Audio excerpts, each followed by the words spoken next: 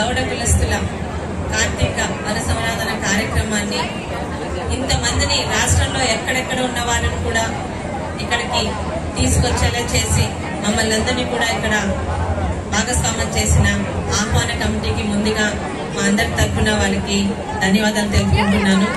అలాగే ఈరోజు ఈ కార్యక్రమానికి ఎంత బిజీగా ఉన్నా తన కులం పట్ల ఒక నిబద్ధతతో ఈరోజు రాష్ట్రంలో రెవెన్యూ శాఖ మంత్రిగా అంటే అది మామూలు పదవి కాదు.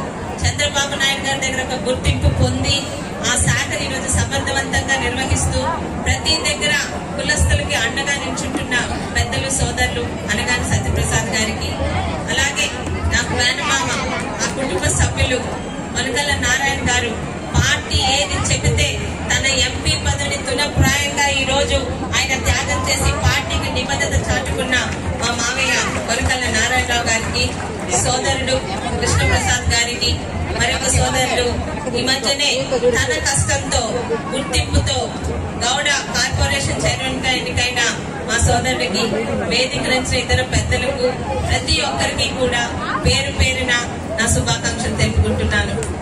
ఈ రోజు ఇలాంటి కార్యక్రమాలు చేసుకుంటామంటే దానికి ఒకటే ధ్యేయం. ఎక్కడెక్కడ ఉన్న గౌడ కులస్తులందరూ కూడా మనం ఎక్కడున్నా, ఎక్కడి నుంచి ఎక్కడికి ఎదిగా ప్రతి ఒక్కరికి ఒకరికొకరు సహాయ సహకారాలు అందించుకోవాలనే ఒక మంచి ఉద్దేశంతో ఇలాంటి కార్యక్రమాలు ఏర్పాటు చేసుకుంటాం. ఒకప్పుడు తాతగారు చెప్పేవారు, గౌడ కులస్తుల్లో 3 బలహీనతలు ఉండేవి. ఒకటి, మనలో చదువుకున్న వాళ్ళు తక్కువగా ఉండేవారు. కానీ ఈ రోజు అది అధిగమించి ఆడపిల్లలు సైతం వేదిక మీద ఉన్నారు. పోలీస్ డిపార్ట్మెంట్ లో, రెవెన్యూ డిపార్ట్మెంట్ లోని ఈ రోజు ఐఏఎస్ ఐపీఎస్ గా కూడా మన ఆడపిల్లలు, మన సోదరులు కూడా చదువుకుంటున్నారంటే ఆ బలహీనతను అధిగమించి ముందుకు వచ్చాం. అలాగే ఒకప్పుడు ఆర్థిక పరంగా వెనక్కున్న వాళ్ళం. ఈ రోజు గౌడ కులస్తుడు అంటేనే కష్టంతో పైకి వచ్చిన వాడు. ఈ రోజు ఆర్థికంగా మన కుటుంబాన్ని స్థిరపరుచుకుంటూ బయటకు వచ్చాం. దాని 3వ బలహీనత నుంచి మనం బయటికి రాలేకపోతున్నాం. కష్టంగా అనిపించినా ఇందాక పెద్దలు సోదరులు అదే చెప్పారు, ఇలా ఉండడం బలమిస్తుందా, 5 కులాలు కలిపి ఇలా ఉండడం బలమిస్తుందా అని ఒక్కసారి మనం ఆలోచించుకోవాలి. ఈ రోజు సర్దార్ గౌతులక్ష్మి గారు ఫోటో పెట్టుకుని ప్రతి దగ్గర మీరు గౌరవిస్తున్నారు. దానికి నిజంగా గౌతు కుటుంబం తరఫున ప్రతి ఒక్కరికి ధన్యవాదాలు తెలుపుకుంటున్నాను. ఆయన చేసిన పదవులు ఏం పెద్దగా లేవు, కానీ ప్రజల గురించి పాటుపడ్డారు. పదవులు కాదు, ప్రజల మనసులో ఉంటే, ప్రజలతో ఉంటేనే ప్రజల మనసులో ఉంటారని ఈ రోజు ఆయన భౌతికంగా మన మధ్య లేకపోయినా మీ అందరూ గౌరవిస్తున్నారంటే కులం గురించి, వెనకబడిన జాతుల గురించి ఆయన చేసిన కష్టం. ఐకమత్యంతో సాధించుకోలేనిది ఏదీ లేదు. కానీ ఈ రోజు కళ్ళు గీతని వృత్తిగా చేస్తున్న 5 ఉపకులాలు కలిసి ఉండాలని ఆయన ఎంతో కష్టపడి జీవాలు తెస్తే ఈ రోజు మనకి మనమే విడిపోతున్నాం. మన బలాన్ని బలహీనపరుచుకుంటున్నాం.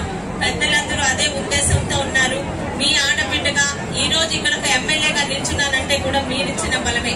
ఎక్కడో శ్రీకాకుళంలో మారుమూలగా ఉన్న ఒరిస్సా బోర్డర్ లో ఉన్న పలాసలో ఒక మాజీ పశువుల మంత్రి ఇబ్బంది పెడితే రాష్ట్రం మా ఆడబిడ్డకి మేము తోడున్నామని పార్టీలకు అతీతంగా నాకు మీరు ఇచ్చిన ధైర్యమే ఈ రోజు నేను మీ ముందు నిల్చులా చేసింది.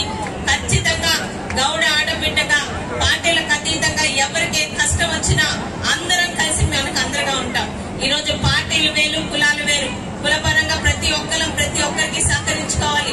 పార్టీ అనేది మీ ఇష్టం బట్టి ఓట్లు వేసుకుంటాం. కానీ ఈ రోజు గత ప్రభుత్వం మాత్రం మనల్ని కులాల పరంగా విడదీసింది. ఆ తప్పు ఎప్పుడు చెయ్యొద్దు.